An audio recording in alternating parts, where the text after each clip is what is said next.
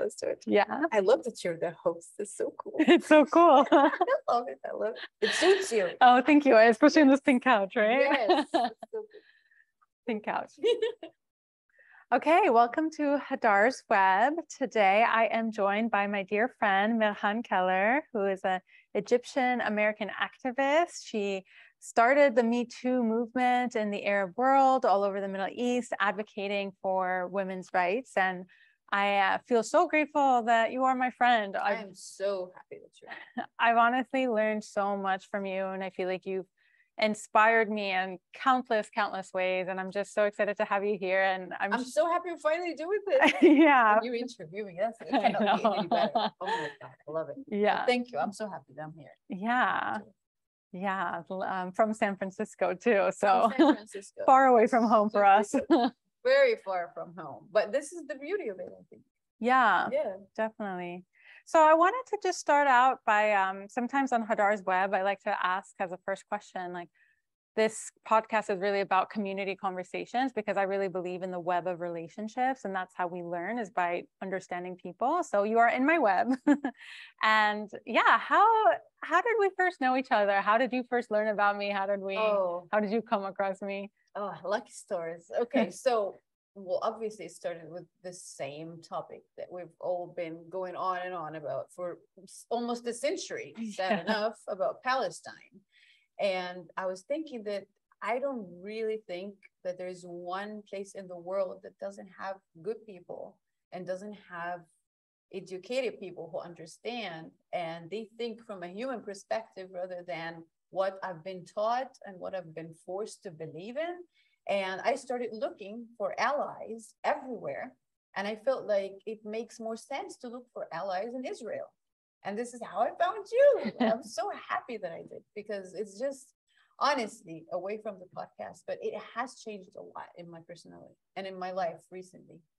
Big shift for me when I started to have you as a friend and people like us, like-minded. It just changed my perspective because it added to my knowledge and hence added to empathy too. And I think it has to be there. This is the main core point of conflict that we're still suffering from. Yeah. We expect people to feel our pain without relating to their pain, or accepting their pain or admitting. And I think honestly, that's one of the most powerful keys that you hold, is that you're always able to bring things to the humanity of it, right? To the human experience, to hearing people's story. You're like, okay, this person's acting all strange. Like, why? What happened to them? You know, just like having that both curiosity and that dedication to truth. And I wanted to ask you to tell us a little bit about your story, about your upbringing. Where do you come from? Well, I come from Egypt. I've spent most of my life in Egypt. I moved when I was 19. So I was, my whole childhood was in Egypt. And obviously the culture, and I'm influenced by our stories and our history, but I've always had unanswered questions. There are always gaps in the stories. And I always wanted to understand what happened here. Because as you said, we need to understand each other's stories, because it's so easy to sit there and say, you know what, this person is bad. I know that I'm right. But that doesn't solve any of our problems. And it doesn't make our life better. It just complicates things more. And I think we're at an age now, in an era where there is access of information. So shame on us if we don't at least try and read and reach out to each other. There's so many things I've read and still didn't understand, and you so patiently and kindly explained it to me. And I love the fact that I don't feel like I have to be careful with what I say around you, because I know that you know my heart. And you would know it's coming from a place of ignorance, not a place of evil or something bad. And I think this safety and this safe zone, it gives you the freedom to explore. Yeah. And I think we have that in our friendship. And for me, it's a sisterhood, because our stories are very similar. We love our people. We want the best for our people. We want the best for everyone. And I think this is what brought us together. We're very aligned. Yeah, we are very aligned. It's actually, I remember when I first met you, I was like, wow, we're really share the same heart almost, Yes. And critical thinking skills, which many in humanity lack. No, common sense is not very common, but it's okay. This is why I think what you do is crucial, because it educates and it educates from a place of love, not a place of I know better than you or I'm smarter than you. And this is how you get people closer to you. And I think, you know, something that we both share is also this understanding of how propaganda, especially governmental propaganda and education, like how it really, really misleads us, and how it really takes a lot of courage to say, like, wait, like, this is what they told me, but what actually happened? Do I know the people who are impacted? Am I asking questions? Am I seeking? Am I, you know, all of these different ways? Or am I too scared to form a relationship with someone that was deemed other, or someone that was deemed enemy, or whatever that may be? Right. It takes courage to stand up for your enemies, definitely. But it takes a lot more courage to admit that you're wrong. Yeah. And people really overlook that point sometimes. It's really hard to face the reality and say, you know what, maybe here I was wrong. Maybe what I was told was not accurate because it served somebody else's agenda and strategy. Yeah. But eventually, we're just people. We want the same things. We want to have a good life. We want to live it to the fullest. We want to enjoy it without being persecuted or prosecuted. The core demands, you heard them here. You know, and I think through my work, you know, as an Arab Jew, I, you know, have been doing different research, and I've always been curious about Arabs who live in Arab countries who've like known that Jews were displaced from that region. And then I was always just like, do they care about us? Do they ask questions? And when I came across you and you started talking to me about how you put so much time and care into getting to know the Egyptian Jewish community, like it really moved my heart and really honestly made me tear up. And yeah, I was wondering if you could share some of the stories, both, you know, what your parents said about witnessing Jewish community leave, and also your friendship that. Yeah, I think people completely ignore our history past 1956, aka Nasser's era, when he took over power after King Farouk. And that entire era of King Farouk and whatever that was before it, Egypt was a very multicultural country. It had Jewish people, it had Christians, it had Muslims, it had people who actually have different faiths as well, not just the three big religions that we're aware of and we studied in school. But listening to stories from my parents and from my grandparents, especially, telling me about our Jewish neighbors and how my grandma used to trust our Jewish neighbor with her own kids, because that's the most precious thing you have. It's your child. And if you trust your neighbor to babysit your child and take care of them for you, it just tells me that there was so much unity in that community. It was strong and it was full of love. And I think the conflict happened when politics replaced that. We were taught with fear that if I don't maintain my position, if I don't have the upper hand, if I don't say and people follow, this means that my existence is threatened. And this is so wrong, because we were just talking about how when you do that, you actually make enemies every day. And that threatens your existence. Yes. It doesn't make you any better.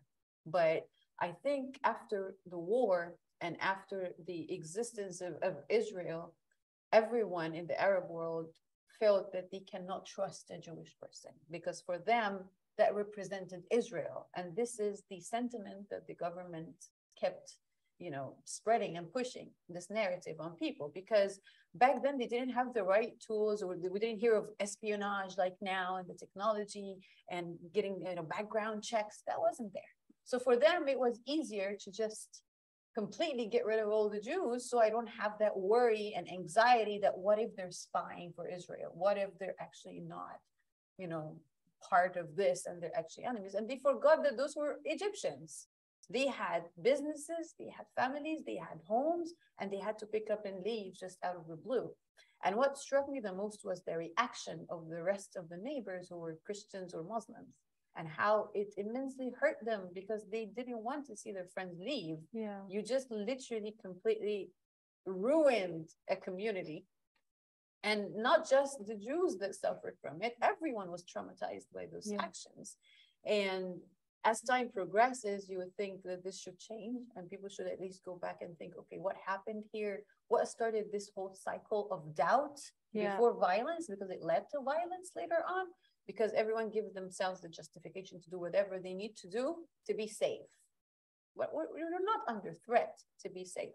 So the same thing that happens here in the States, the Black community and the Black Lives Matter movement saying that we're not getting equal treatment as Americans. Same thing happened to the Jewish community in Egypt. They were not treated equally. And I believe until this moment, the same thing happens. It's like you're talking about an alien, not a person, because we don't see Jewish people every day. And then it's filled with like projections and fears, and everything is like thrown. Absolutely. So when I see a Jewish elder who stayed and decided to stay and actually face this harsh reality and get mistreated because this is my home, I don't want to go, the same position that Palestinians have today, you just cannot deny the similarities. It's right there. It's in your face. You can't say no. And when I see this, instead of doubting that person and asking myself, why did they stay? What's their intentions? I just tell myself, this person is brave. He just stood up for his right and didn't leave, even when it's dangerous. So do you want to tell us a little bit about the story of this Jewish elder that you befriended? And yes, so Ishaq was one of, may he rest in power. He passed away last year, recently.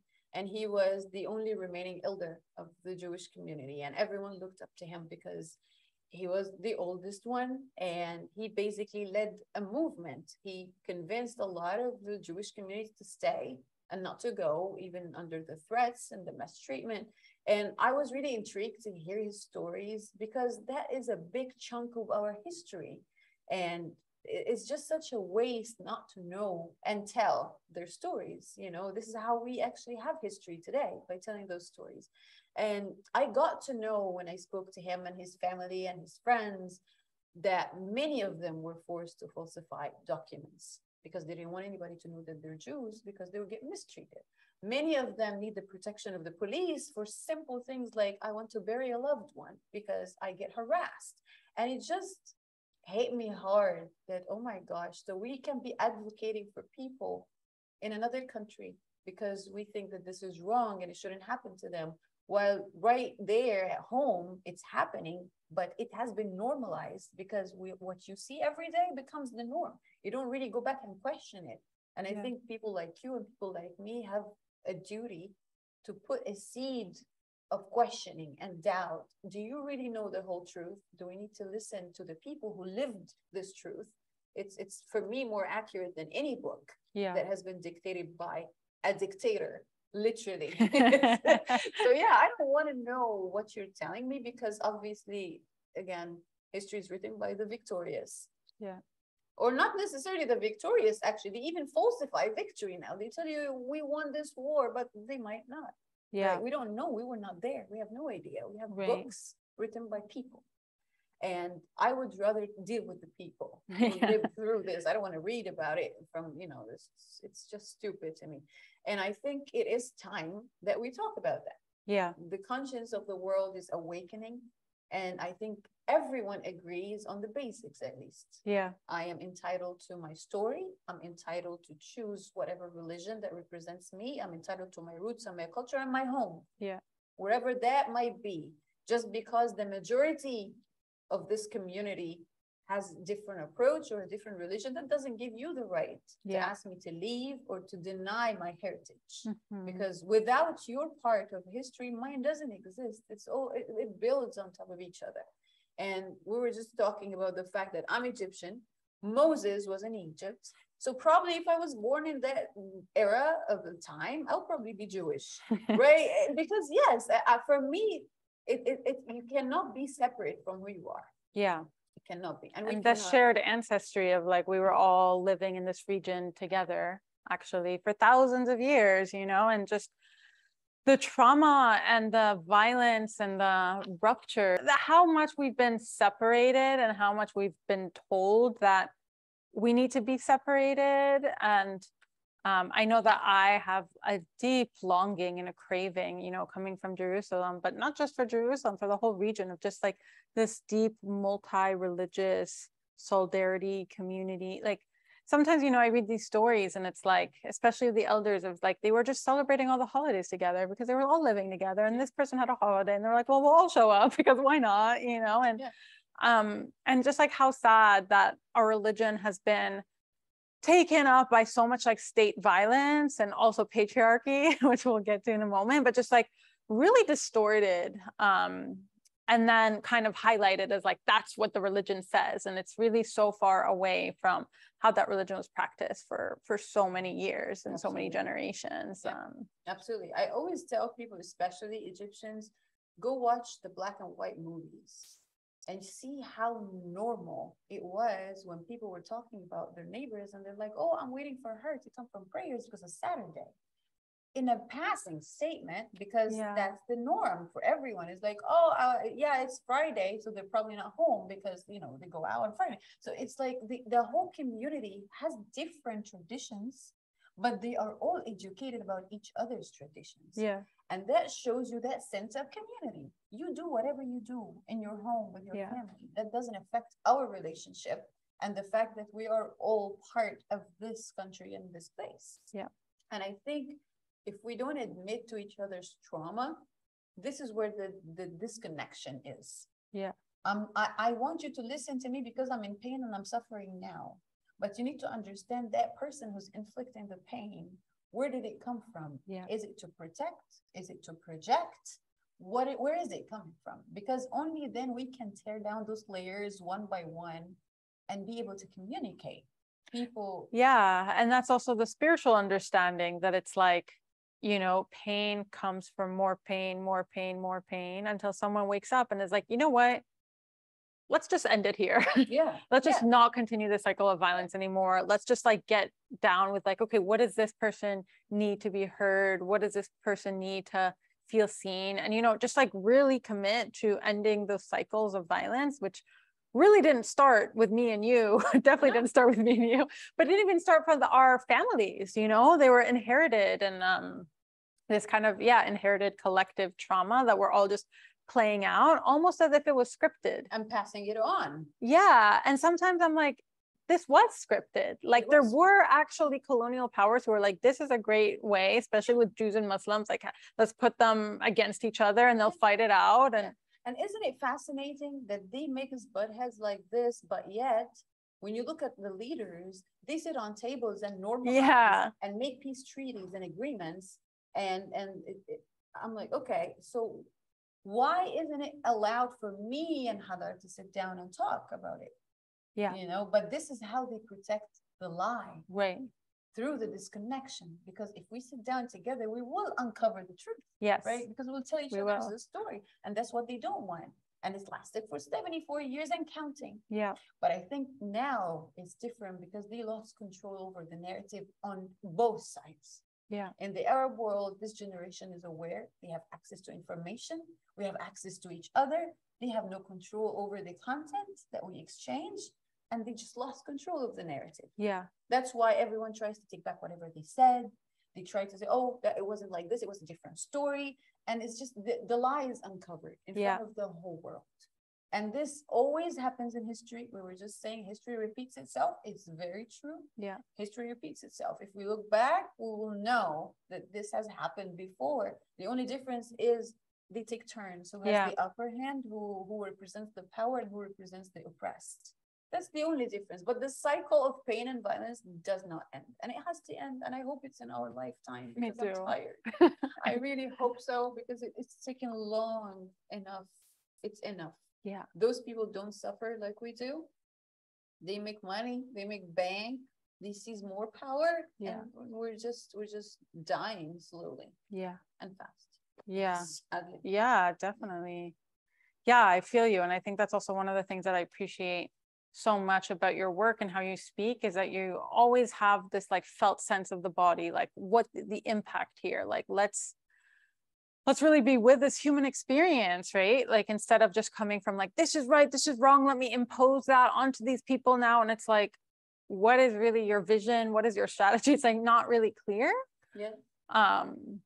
And I think just like, coming back to the human perspective, coming back to the heart, you know, I don't believe that humans are violent or evil by nature. It's something that's conditioned. It's something that's learned. And because it's learned, it can also be unlearned. But I think, you know, as me and you experience, it's like, sadly, it takes a lot for people to get there. And especially even if you show the truth in people's faces, it's like they can't handle it a lot of the times. Yeah. And there is a loss of trust. Yeah. I think this is also a major issue. People like us, the way we, in my opinion, and I always say, own it, it's true. We were brave because nobody else before thought about, hey, let's reach out to each other and sit down and talk.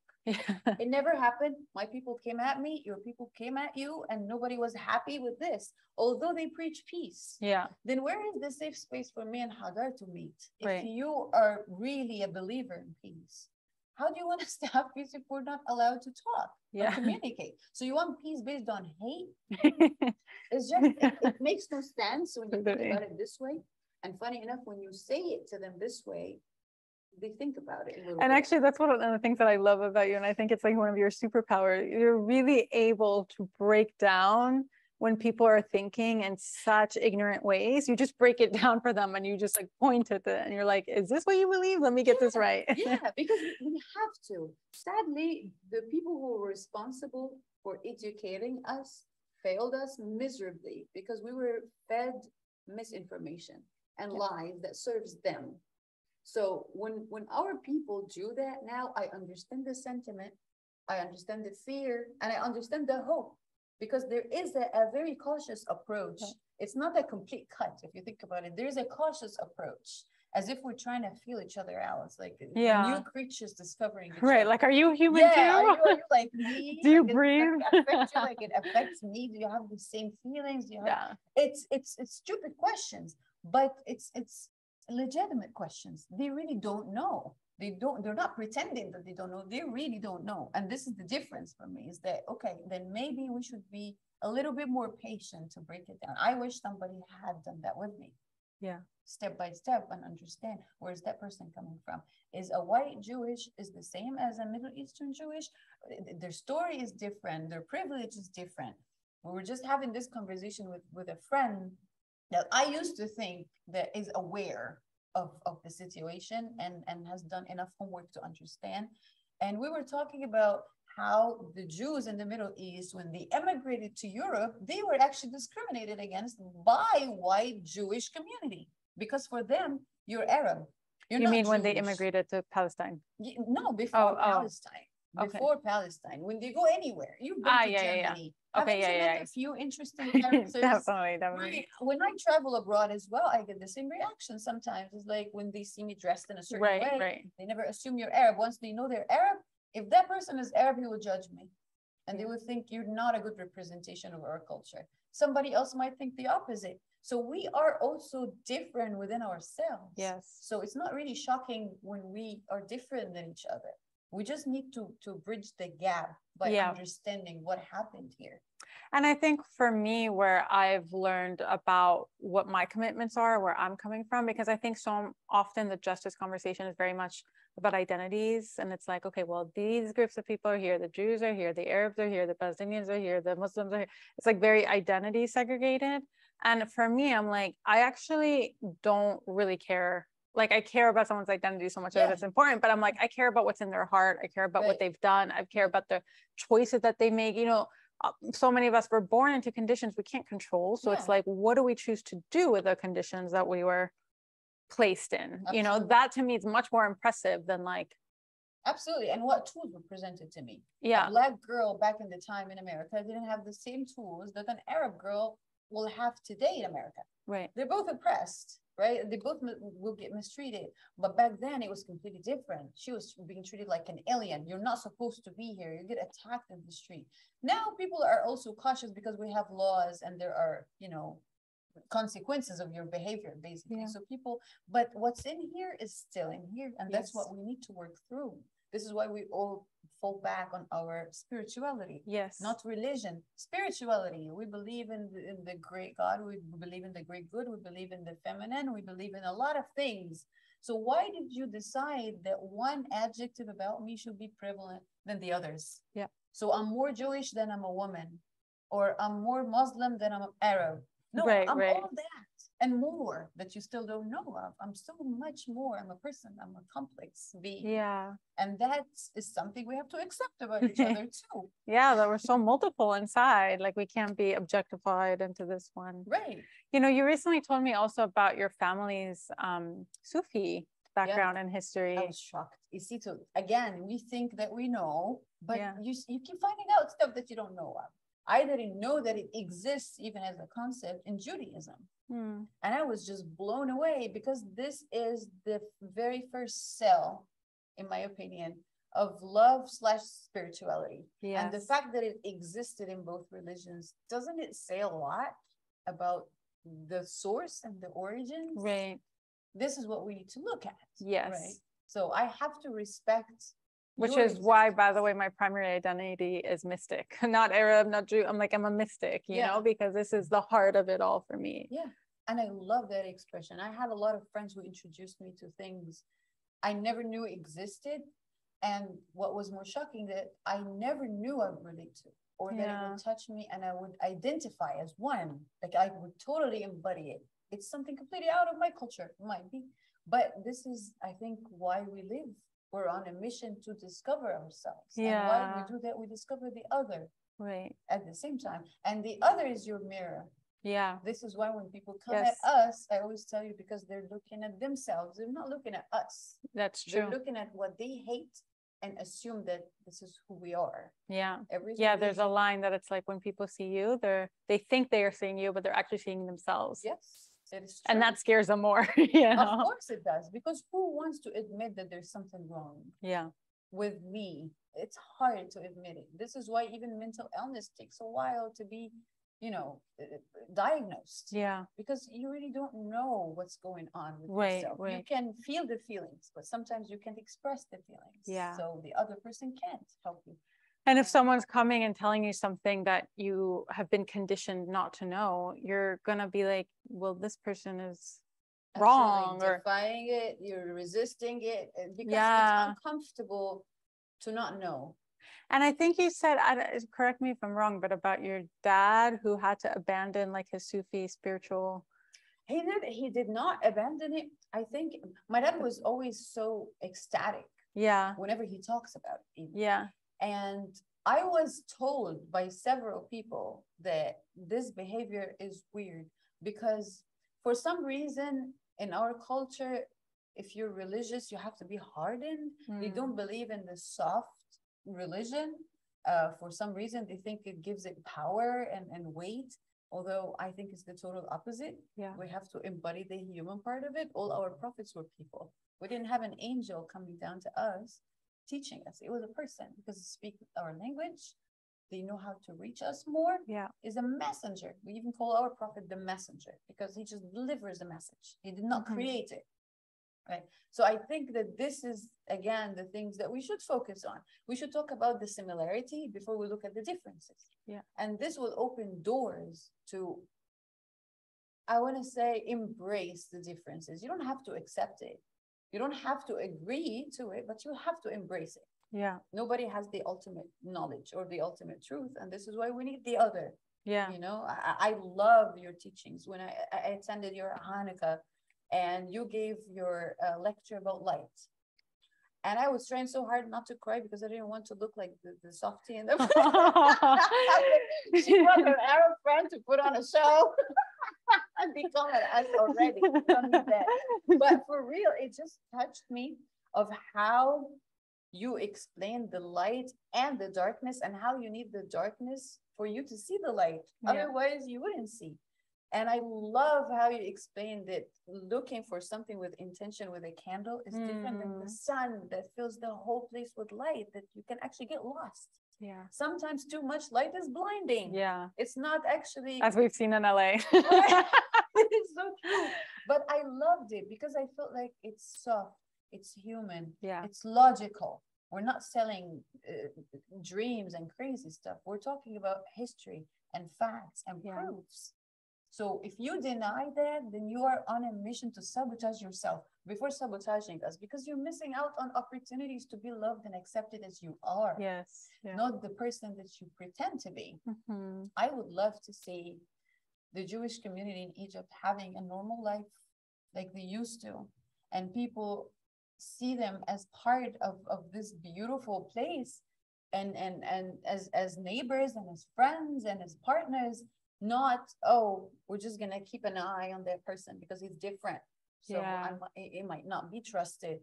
This is a major issue. We really are approaching each other with caution. I blame again our leaders and our education system for omitting massive important parts of our history that really made us drift further and further apart. And you know, that's something that I feel like I've been recently learning more and more, because for me, I was always like, well, how does the Arab community not know these things? You know, like, do they just like randomly hate us? And it took me a really long time to understand, like, oh, they're actually not educated about what happened to the Jewish community. They just think we all magically got up and left because we wanted to, right? Yeah. Like, I feel like that's the story that a lot of time is sold. And when you start uncovering the violence that the Jewish community had to go, and the trauma that is carried from like having to like be kicked out of your homeland, like, it's so sad, especially some of these communities living there for thousands of years, literally. And it's like, and then it's like, you know, getting displaced into Palestine, and then the colonization of Palestine, and then now it's Israel, and it's like this very charged, high level trauma situation. And I just feel so much sometimes for the Arab Jewish community, because I just feel like we're kind of like trapped and lodged, especially for me. You know, I grew up with a lot of narratives around between like the Holocaust and the Nakba, and the Holocaust and the Nakba. And it was kind of like this ping pong. Yeah.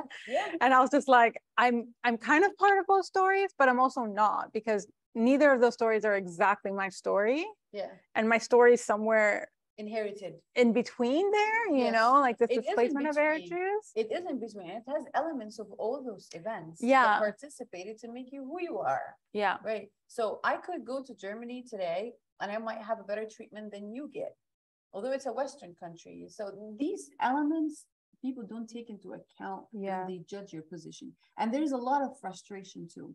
So when someone is in pain, they want acknowledgement and they want it now, because I'm in pain now. Right. And they feel like if you're discussing anything beyond that scope, you're either abandoning them or you are not relating to them, or you're trying to equate the two situations. But what we're trying to say here is there's so much pain. Let's try to identify where is it coming from so we can remedy it. Right. It's like a doctor is telling you what's wrong with you and you're screaming. Okay, where does it hurt? You're screaming. Just point. Where does it hurt? But I can't help you. Right. Yes, I know you're in pain, but try to tell me what's going on so I can actually offer some help. That's a beautiful. And this is how you heal. You cannot heal by screaming. But we understand that the history and the past happened with bad things, and bad things will happen in the future, sadly, to a lot of people, probably from both sides too. But what's happening right now is they want to focus on what's happening right now. Yeah. And this I totally understand. There is a disaster happening, just like now we look back at the Holocaust and wonder, how the hell did this happen? And nobody did anything. Nobody moved a finger. Nobody else felt that this is wrong. And it's shocking because sometimes that mass support of people not necessarily mean that they're right. Right. Hashtag the Nazis. Yeah. Right. They were mass numbers and they thought that they're doing good and they thought that they're protecting themselves.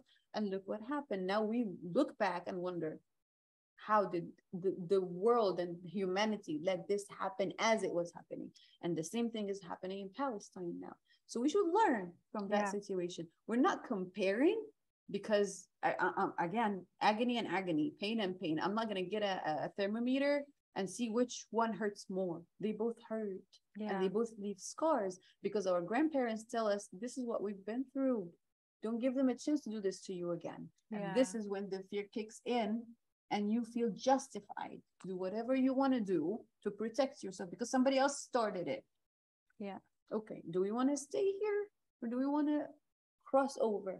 We need to cross over. And I think this generation can. We've done a lot of good work. And I think we can see it, we can feel it. The fact that we're sitting here together talking like this, the fact that I would call you just to rant I love your or rants. complain about something, because I know that you'll be equally upset because it's upsetting and we hate this and When we I hate called that. you one day and I was like, every day I wake up I mad. wake up every day mad. I'm like, yes, it's so true. We admit to the truth. Yeah. But the fact that I can reach out to you and do that, we're not discussing our people here. We're not discussing anything else other than we're just friends and we want to talk. We want to feel better and we have the power to make each other feel better. Yeah. We lean on each other in these situations. That's what I hope for my people. And that's where the trust is formed. It's in the friendships. It's in the just like, hey, how are you? The checking in and the, the mending of all this like fragmentation and rupture that has been happening. Yeah. And I think that is a medicine to some of what we see all around us as a whole world, right? It's just like we're constantly looking for someone to blame for our problems. It's like, oh, I'm in pain, so someone did something to me. Yes. And we're like, who was it? Yeah. And that's not going to liberate any of us, because even if you identify, maybe there's people who are responsible, and even if you identify them, and then who knows what you do, but it's like it's still not going to be about you and healing that pain. So it's like, okay, how do we just like take the finger down? How do we take the blame energy and really build a relational network of healing and support? Like, I think this is essential. And, I think for me, something that maybe you feel this too, but sometimes I feel like I'm saying just like really simple things should be understood and given. But when you take it to like to our region, it just, everything blows up so fast, It's very, for them, anything related to this is inflammatory. Yeah. Even before they understand what is it that you're about to say. Yeah. I feel like my name's Hadar Cohen and they're like, who is her? That's it. You're done. I don't think I want to hear the rest of it. No, but you see, that person is also missing out on the truth. Don't you claim that this is what you want? You want to know the truth. Yeah. I think my ultimate hope would be, after this beautiful session that we're having right now, is someone in Egypt, someone sitting in Israel will go to Google and try to find out something about the other. Yeah. Try to reach out to someone and talk. You will have moments, and I had those moments as well with other activists or Israelis and very good friends of mine too. We would disagree on some point, for example. It's like, oh no, this event happened before that. Oh no, they started this first. This is why this happened. And we always agreed that, hey, it will happen. And we have to accept that it will happen because we are a product of our culture, education, elements around us. They will come to the surface when we are triggered. Yeah. And when we're challenged too, because we all take pride in ourselves, which is something great. I absolutely root for it. We take pride in it, but you shouldn't close the door to knowledge. Yes. Just because you're proud. Let's take a moment and go do some homework. Practice some humility, show up to some prayers, to actual prayers. I love it. I love it. And I feel like we always find pieces to the puzzle when we sit together. Yes. And that aha moment is just priceless. It's worth everything. Yeah. I remember we were talking about how in Quran, there is a lot of mention about Eve. Mm-hmm. We know Eve, we know that Eve was Adam's wife, and we know the story and the apple and all of that. It's told in different versions in Christianity and in Islam, but we stopped at Lilith. And everyone had completely different opinions about Lilith. Some people said, oh, it did not exist. Some people said, no, it is in the Judaism. It's not in the rest of the books because it was like an older history pretty much. Yeah. And I was like, you see, we'll just keep finding out stuff and uncovering a lot of things that will complete our faith, not even the other person's. Right. And this is so priceless. And that's also at the heart of it. It's like you can't really separate out these religions, especially even if you're just as a historian trying to learn about these religions. It's like they were influencing each other so much. Yes, they complete each other too. In Quran, they said, if you don't believe in Judaism and Christianity, you are not a true believer of Islam either. And this is one of my favorite things because it forces you to learn, but yet we decided to overlook this and focus on other stuff. But why? If you believe in your book, you believe in the book. Yeah. Everything in it, not only the ones that serve you, not only the ones that don't require work from your side. Yeah. I'll just take it as it is. Mm-hmm. No, but this simply means that you don't know anything about your religion. Yeah. And this for me means you just, anything that you say now is invalid. Totally. Because what's even your Because it's point? not rooted and It's not. I'm here to learn because I want to unlearn first and then learn. You're gonna make space for the new knowledge coming in. Yeah. And it's shocking, of course, sometimes, because if you imagine someone comes to you and says, "Hey, your mom is not your mom." It's shocking. It is shocking. It's exactly the same thing, because think about it. I just love your example. I'm serious. It's like, hey, let me tell you something. You're not human. That's the surprise. You're a dog. I And just you're love like, how you "No." say that with a straight face. Like, With a straight face, yeah, absolutely, because that's what happens. It's the truth. yeah, And totally. because the truth is so blunt, it's shocking to your system. Right, And right, you want to right. resist it because you want to be in that comfortable place. I don't want to know anything And you're more. attached to your trauma, actually. Of course you are, because even if it's painful, it's comfortable. Yeah. Why do we hold on in the memory of someone who's dead? Yeah. Because we don't want to lose that feeling that they actually are gone. We know that they're gone, Yeah. but we try to pretend that they're not. We keep pictures. And we buy books, for example. We read the books and we keep them. Why do we keep them? You already read them and you probably won't read it again. You won't read the same book again. But why do we keep them? Attachment is real. Yeah. The thing that you spend time on, holding it, touching it, reading it, filling yourself with it, becomes part of you. So letting go is hard. Letting go. Imagine is an really hard. inanimate object. Imagine everything that you are and everything that you know to be true. Someone is telling you it's not true. Right. And I would right. say, no, I don't want to hear you. I don't want to deal with this. And you're reminding me one time in my healing session when I was kind of a lot of Arab Jewish like trauma came up. My healer just looked at me and she was just like, how committed are you to holding on to your pain? And I just looked at her and I was like, oh, deep. Yeah. I was like, oh shit. She's like, do you really need Depends. Yeah, right. Is it gonna hurt so bad? Totally. I was just like, oh wow. And it was just like that moment where I was like, wow, I can let it go actually. Yeah, I don't have to attach, even though it's in my body, it's in my DNA, it's in my bones, it's ancestral, all this stuff. But it's like, I don't have to attach my whole existence to this thing, because I mean, I think that's the thing about, again, it all comes back to spirituality, but about life, that it's like, okay, every moment you have a new breath to take. So this new breath is a renewal, right? Like in Judaism, we say just like the moon renews herself, we get to renew ourselves. Like the moon, she's always renewing, she's like, okay, now I'm full, now I'm empty, now I'm full, now I'm empty. And that process of like cleansing. And I think that we as humans, we also have that process, we go through things and then we attach and then we learn to let go and we become full with it and then we empty. And and that's what I also love so much about this feminine wisdom, which I think you said also really beautifully before, about that softness, and that especially with religion and these, like, truth doesn't have to be this like harsh access, right? It can be this like soft, warm, nurturing, loving, like, I'm curious if you wanted to share a little bit more about some of your feminist activism, especially as it relates to religion, to politics, to all of this, because I mean, you do so much for so many people, and it's all connected. Yeah. Isn't it? And I think the more they fight the feminine, the more they fight the divine, because this is how the divine was meant to be. Yes. It's feminine and masculine. If you decide to put all the weight of the world on one side and think that this is it, then you just, and it's a very funny conversation I had with a guy, and we were discussing sexual harassment in Egypt and the rest of the Arab world, and how if that community is very religious, then that should not happen. And that led to the conversation of why do we choose certain parts and the others we just completely overlook. It's crazy. What happened to love your enemies? For example, why is this not a focal point of a conversation? Why can't you find it in you to be patient enough to explain even to your enemy? Because I'm sorry, you don't need to explain to a friend. A friend is good. He's already on your side. Yeah. They agree on everything you do.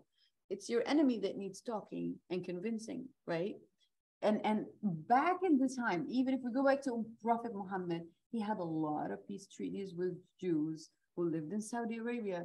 And everyone was shocked when I said that, because they're like, oh, Jews in Saudi Arabia? I was like, how do you think he made peace treaties with them? What do you think they were? Yeah. So they're used to hear the sentence, but they're not used to think about it.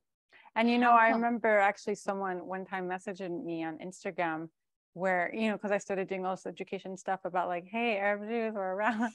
And, you know, started getting all these really interesting stories from people and how they grew up. And one person was just like, wow, like you know, I always knew that the prophet's wife, one of his wives was Jewish, Yes. but I never thought of her as Arab. Yeah. I thought of her as European because that's what I thought of as Jew. But And where then did she it come didn't from? England? totally. But and then it just, he was like putting two and two together. And he's like, wow, I was like so conditioned to not see Jews as Arabs. I wasn't even able to see the prophet's wife as Arab. Yeah. Like, and just that level. And it's like, you really have to, yeah, hold the mirror to be like, Yeah, let's break it down. Let's look deeper into it. Don't just take his wife. So we just say, okay, she's his wife. she came from England. She came from somewhere. We don't care. We're gonna start from wife. Okay, but that's not. You don't get to choose that. Yeah. Either you take it as a whole or you don't. Yeah. Right. And for me, every holy book is full of wisdom. This is why we say it's holy. I don't care who wrote it. Imagine, so even if it's not, if it's written by people, right? Because even if it's a message from God, it was written by people, ink and paper. Yeah. That's a person who wrote that. And that person is a person. They also have their own belief system. They are motivated by certain things. Yeah. They agree with things and disagree with things. So again, we have to go back to the basic. I love, sorry, you don't have to tell the story again, but the story said about Salah al-Din. Yeah, it's like, there's so many like that. It's just, it was like actually a love thing, you know, that ended up evaporating. Yeah, and it ruined a plan of massive leaders around the world because you always disregard the human element. And this is the most important element. It's the emotions behind everything. It's not the physicality or the actions only. It starts with the emotion because based on how I feel, I act. Yeah. Right? If I'm angry, I'm gonna lash out. But we look at the lashing out. We don't look where it comes from. Right. Yeah. And this is important because this is how you can heal yourself and heal your tribe. Yeah. And I always say you find your tribe, like I found you, you found me. You will always find your tribe if you start asking the right questions. Yes.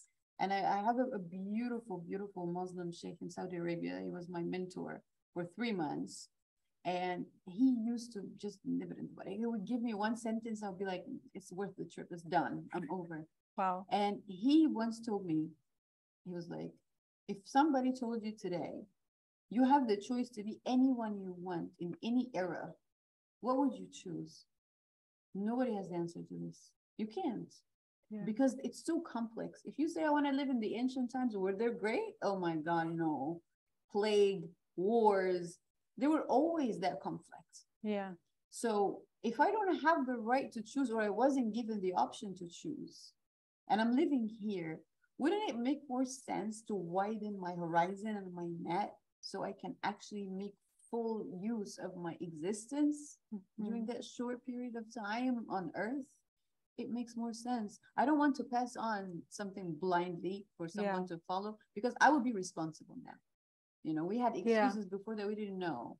Our parents didn't, but I'm in the now.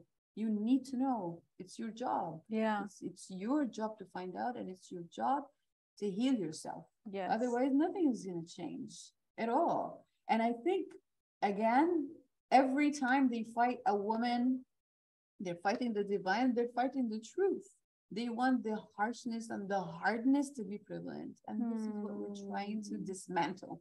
Wow, and you're making me really realize how so much of our activist circles are really plagued by that energy around like this harsh, you're wrong because you said this word that I didn't like, you know. I'm going to say a lot of wrong words. And I said that to my friends as a disclaimer. I always give them that. I'll say, I will a lot. It will happen a lot. I'm not going to say always because I do my best now not to. Yeah. But first of all, we've been disconnected for such a long time that there will be errors because we really don't know anything about each other. I am bound to say something that would offend you, but you need to understand, where is it coming from? Did I say it to offend you? Is it out of malice because I want to upset you or I want to hurt you? Or is it because I don't know? Yeah. If we keep behaving like this and hold the knife behind your back and wait for any wrong thing to happen or to be said just to stab you, then I'm just making a conscious decision to misunderstand. Yes. And in this case, why would I even bother? And then I'm also burning myself out because it's so exhausting holding the knife. Of course it is. Like, who wants to do that? And who wants to be around people that you're tipping on your toes and you're walking on eggshells around?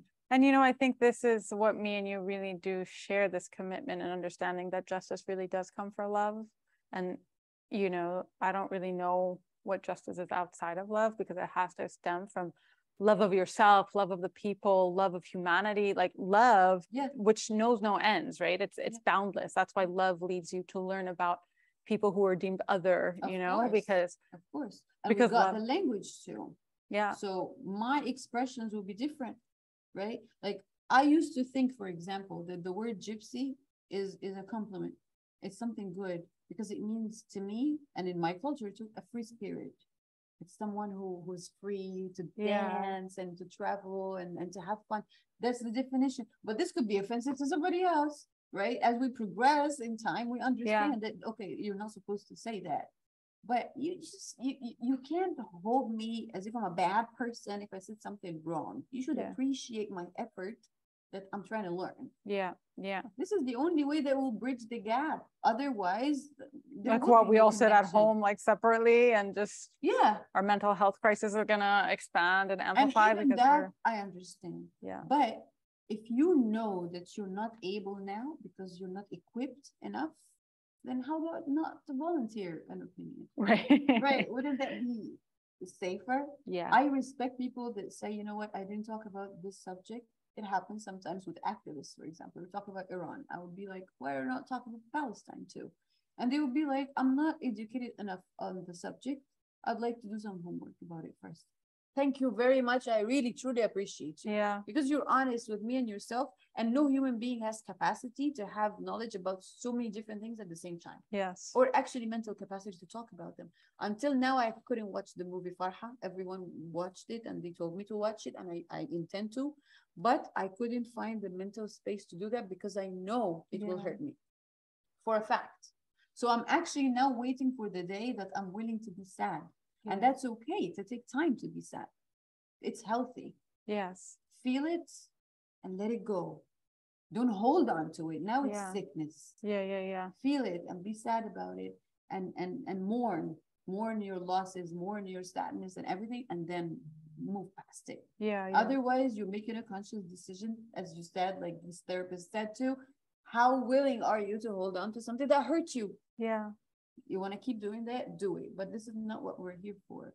We understand where everyone is coming from, sadly. And this is a problem that every empath has because you put yourself in everybody's shoes. Yeah. Somebody's gotta. It hurts, but somebody's gotta do that. Totally. You know, and if somebody is not knowledgeable enough about Hadar and he's making a statement about Hadar, it is my job to step in and correct it. Yeah. Because again, otherwise I'm allowing for this circle to continue. Now it's on me. And then it's not even about, I mean, it is also about me being your friend and, you know, you caring for me as a friend, but it is also about just what is true. Where are we leading humanity to? What are we contributing to this atmosphere, you know? And I just, I really appreciate having you as a friend because I know I can trust you. I know I can trust you to not just be dedicated to me as a friend, but also be dedicated to this wider truth, you know, not just like listen to something that someone said on the internet and be like, well, now I believe that person, you know, but to really ask questions, to use your mind. Like, I really believe that our minds are one of the most beautiful things that we have, and we need to tend to our minds because this is where we access our information and our knowledge. And if our mind is unwell and if we're just taking in propaganda all the time, we're not going to be able to sift out and to really understand what's true for us, you know? And I think, like you are really special in that way, you know? I may all of humanity. You gave me hope because I felt like I'm not crazy. Yeah. You know, some people find comfort in the herd mentality. Yeah. Because it's comforting. Oh, there's so many people who agree with me. Doesn't matter if they're right or wrong, but they agree with me. But you said before, right? The hashtag Nazis. It's like, just because a big group of people thinks one thing doesn't mean that it's right. Exactly. So I think what we're calling for is challenge yourself to say to yourself, I might be wrong. Not even I'm wrong. Right. I might be like, wrong. Maybe I could just ask one question. Yes, maybe. Just doubt it. Yeah. And do your job. And also, like, you know, I think for me, one of the things, I think you're very similar to me in this way, but like for me, I love humans. I love people. I love meeting different people. I love asking their stories. I love getting to know them.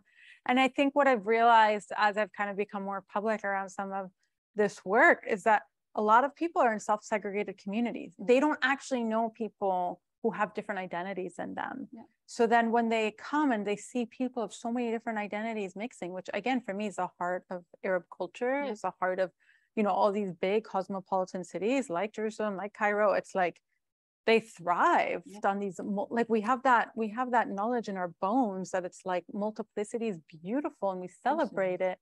But, I think this, some people just really only know their own identity groups. Yeah. And that's the only stuff that they hear. And because that's the only thing they hear, they're like, that's just what's true. Yeah, absolutely. And I think also the structure of society/government, when you've got a lot on your plate and you're already having a challenging life, it really doesn't leave a space for you to explore and ask questions. But that's why this relational segregation, I call it, we're in relational segregation. I mean, some of it is self-imposed because, but some of it is by this governmental design. Thank you. That's a great expression. It is by design. It's by design because it knows that if these people are there and these people are there, they're not going to talk. They're not going to connect the pieces. We're good. We're covered. They're not going to find out. This is exactly how it is. But I think it is more important now, since we've witnessed where does it take us, to ask those questions. Yes, we have to make the time, the same as we make time for important stuff. I think this is the most important thing. It's our existence. Yes, we have to understand, and we have to leave room for somebody else to come in and educate us about the subjects that we were not privileged enough to be knowledgeable about. It's not their fault. I get it, but now it is if you don't dig. My parents did not have internet. They did not have foreigner or a friend that can give them a different perspective, but we do. Yeah. So it's a shame if we don't make use of this. So reach out to us. Don't give us death on threats. Our pink. Yeah. Oh my gosh. And wish us ill. Before recording this, we were comparing death threat notes we got. Oh yeah, we should actually. You know what? I was doing that for a while. I used to post them with the names. Yeah, I was kind of debating: do I do that? Do I not? No, because some I realized that some actually do this intentionally because they want to be famous. For real, they want you to post their stories. So they compete. Who is gonna make it more nasty, so that you can actually be triggered and post it? Gosh, humanity. Oh gosh, a cat and mouse. We can be doing something like a lot more important than this. It's stupid. But please don't send us death threats. Yeah, we're really trying to do something good here. We don't like them. We don't like them. We don't like the death threats. No, we don't appreciate them. And again, that's not gonna do anything. If you hate us, you can do that. You can make up your mind. It's okay. But listen first, at least. At least just listen. Just listen for a moment. Like, give us a minute. Yeah. After that, go back to hating. I know I'm not everybody's cup of tea. Yeah. And guess what? I love it because I would rather have my own people in my own circle. I don't want to force you to like me. Yeah. I want you to decide on your own whether you want to or not. That's up to you. I don't care. But that doesn't change facts and truth. Yeah. Like you said, somebody can think, you like her, defending her because she's your friend. Not really because I actually agree with you wholeheartedly. Right. It's not just because you're my friend. You're my friend because I agree with you. Right. It's totally. The opposite. Yeah. And, I think one of the things that I learned from you so much about how to be in that public light and have those boundaries and know that you're going to trigger and activate people. And take another sip of your coffee. Yeah, it's intense sometimes. But, it's kind of also this realization of what our society does to powerful women, to beautiful, powerful women who are actually making impact. Like there's nothing more threatening to society. Even if it's for people who think of themselves as feminists, there's still all this unconscious wiring that there's something about our existence that it just makes them unwell. Yeah. And I had this conversation with a guy who's Egyptian. He used to reply to every story I post with something negative. Once you're ugly, once you're stupid, once you death threats like that, until funny enough a certain situation happened and he was affected by it and I was defending him And he texted me back saying, "Oh yeah, I agree with you." He actually forgot to look at all the straight up messages where you're calling me names before that one. Oh my God. And I replied to him, I was like, "Yeah, you see, and I'm here today defending your right Yeah. to voice your opinion that could be opposite to mine. But you deserve that. You deserve your freedom and you're entitled to your opinion. And I will fight for it, even though I don't agree with you. Yeah. And you're attacking me, but I'll fight for your right of freedom." Did he You freak out when you deserve it. responded back? And it happens a lot. Yeah. And they apologize mostly. Yeah. That's why I always say, listen. I don't want you to like me. Just listen and see if I'm misleading you. Am I telling you something that might hurt you? Is it something that is evil and bad? No, I agree that you were taught to hate me just because I look the way I look, or I dress the way I dress, or my ideologies are different.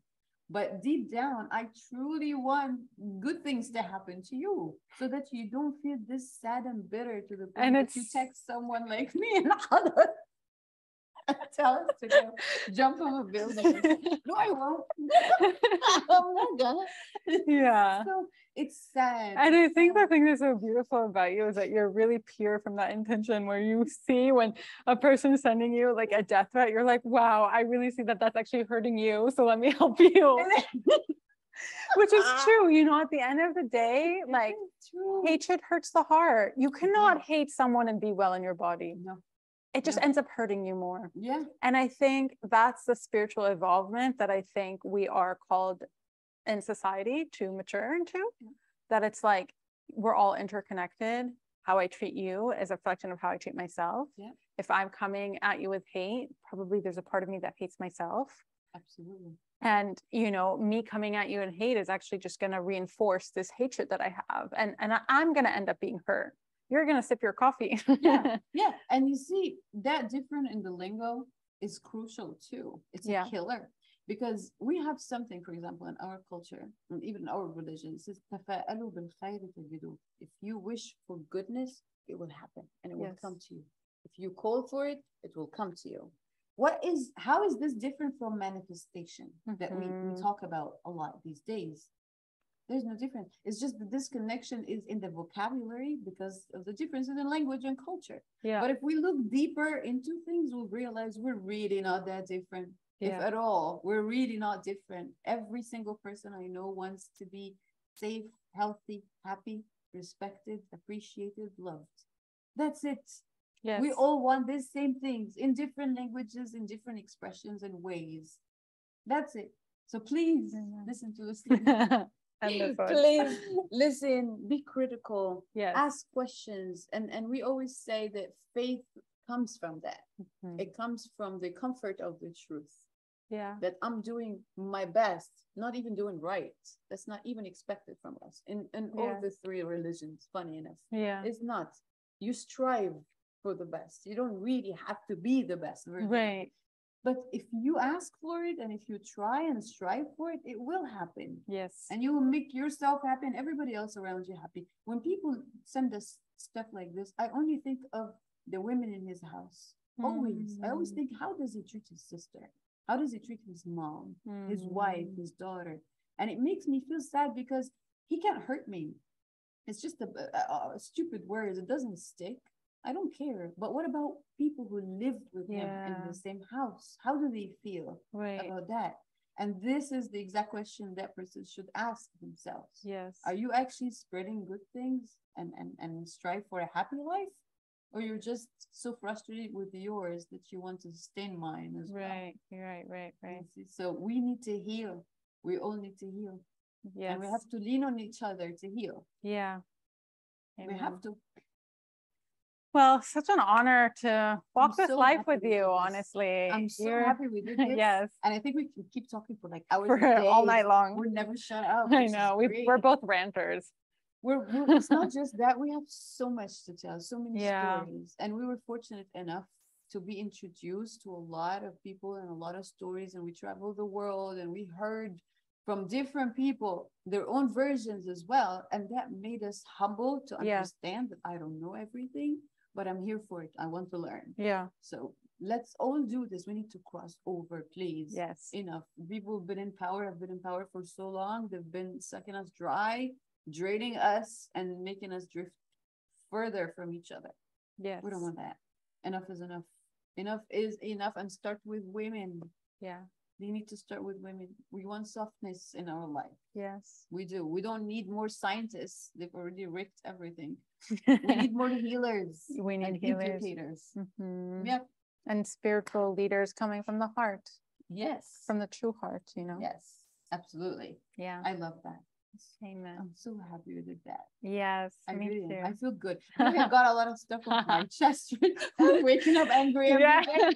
We should just have a podcast every day. It's like a Yeah, we should. We actually do. We have a mini podcast. Like it's just the two of us. Like we don't air like we're doing right now. yeah, true. But we actually should. Yeah, that's true. We really should. Yeah. And I love those late night talks. We should actually jump on live, like get something to drink and sit down and rant. Okay. Seriously, because they're always in my head. I'm like, oh, if somebody was listening to this, I'm down. I'm always down for it. a rant. And you know, I think like when we're in a rant, it's like actually so much truth can come out because we're on a roll and we're unfiltered. So often we're like, what's the perfect word? What's the perfect image? Right. But it's like we just need to let that.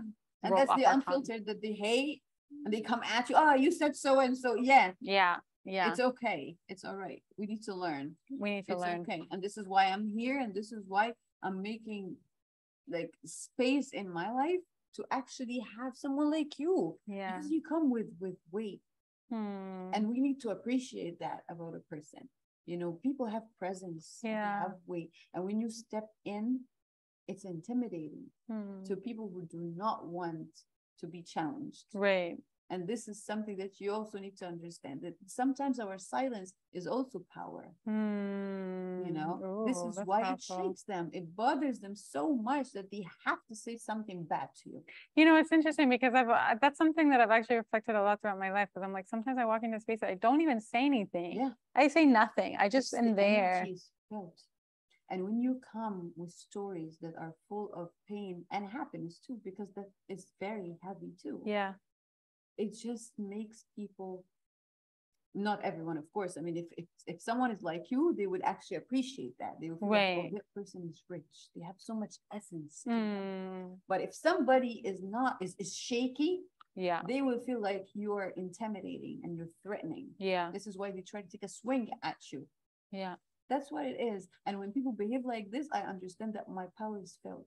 And it gives me comfort. It's the opposite. Like, you know, you're like my power coach. Want to pick a fight with me. I know. Don't pick a fight with me because Merhan is going to come after you. Of course. We have to. Yeah. We have to break that cycle. Yeah. Because otherwise they're winning. I'm not doing that. Yes. I'm sick of old men taking control. Yeah. For real. Old, better men taking control. They ruined it. They ruined everything. Yeah. I'm done with that. Totally. I'm here for this. Yes. And, you know, as you know, also a lot of it gets internalized patriarchy into all bodies. Also women carry it, you know. Patriarchy. They are so scared to let us be because they think we're going to take over. And we will. Yeah. And that's a conversation for another time. But I think we've evolved big time. And I think the species that gets threatened the most evolves the most, right? Because you change the condition around it. We are used to be the prey. Yeah. When we walk out in the street, we have a million thoughts. It's not like a man. A man walks listening to music. He knows that nobody is going to attack him. For us, that's a privilege, actually. I have to make sure that I have a transportation. I have to make sure that it's not dark, very dark. I have to find a place that is well lit. I have to make sure that if I'm sitting in an Uber, that I tell someone where I am. We got used to plan. Yeah. And that by nature makes you smarter. I'm sorry, no offense, but that's the evolving, all animals evolved like this. Yeah. Conditions, battle condition. And the harsher my reality is, the more I'll have to evolve because I need to survive, and your survival instincts kicks in. And this is why I always say women are mentors. We carry wounds and love for centuries. Yes. And that is priceless. Imagine having that lighthouse in your household. Yeah. And you refuse to look. You continue to dim that light intentionally. Then you're really doing yourself a disservice. Yeah. And it's sad, and it makes me sad. Look at someone who's in love and see how their face lights up. It's all love. And we have to admit it. And there is nothing, you're not a sissy. We're saying that love is power. It's strong. Power. Look how it connects us and it makes us stronger to the point that other people see you as a threat. Even without you moving. You see? Embrace it. And we're embracing it and we're embodying it. And I think we're doing really well. Yeah. Really well, given that we've had such a short time. Given what we've gone through. Yeah. And the short time we've lived. Yeah. You know, it's so progressive. It's insanely impressive. Yeah. And I'm so proud of that. And I can't wait to see more women like us doing that. Yes. Taking charge. Stop following. Stop being like, oh, I'm just going to take a corner here because I don't want to threaten anybody. I need to be safe. No, you are safe. You are safe and you're strong enough. This is why I try to break you down. Yeah. Nobody tries to break something that is weak. That's true. Right. That's true. Yeah. I love you. I love you too. Thank you so much for coming onto my podcast. It was such a pleasure to chat with you about all the things. I love you so much. I love this. Yeah. Thank you for doing this. For real. I'm really grateful that you exist. Likewise. And I think you have done such a fantastic job. Oh. Just in the last few months. Sometimes I'm like, oh my God, this girl needs a break. And it really hurts my heart when I see ignorant people coming at you like this, because in my head I'm like, I know what she's trying to do and she's really swimming against the tide, and somebody's trying to even push you further in. Yeah. And that is so upsetting that I feel enraged. But that's how I know you're my sister, because you feel me, you know. And I think that so often in this new age, like sisterhood conversation, it's like, well, I'm your sister because we go shopping together, and it's like go to the club together. Yeah, and it's like, great. Well, that's good. I'm happy that people are enjoying. No, that's beautiful. But the core, the essence, the important things, you cannot ignore what I am and who I am and expect me to be pleasant and have a good time. That's and also like know how to show up when your sisters are being publicly attacked. Yes. How to be like, no, not gonna let that, you know, because of course, that's the same systems of oppression working, of like isolating and dethroning. Yeah, divide and conquer. Yeah. I got you. Always. I got you too, girl. Always got you. I love you so much. I love you, baby. Thank you. Thank you for being you. Thank you so much. Okay, just one last question. If people want to follow you, how should they follow you? I'm a very bad. You're like, don't follow me. Multiple you know, apps. I love people who do that. They take it so seriously. I can find the time, but I only post on Instagram. Usually, even if I have a video, I'll post it on Instagram. So yeah. So follow you on Instagram, and your handle is Merhan Keller, as it's written at Merhan Keller. Great. Amazing. I love saying it. Yeah. I feel like it's an official. It is. It's a beautiful name. Yeah. Yeah. Okay. So well, tune in. We're fun. Yeah, definitely. Fun. Serious and fun. Yes. Okay. Thank you so much. Thank you, baby. Thank you. Bye.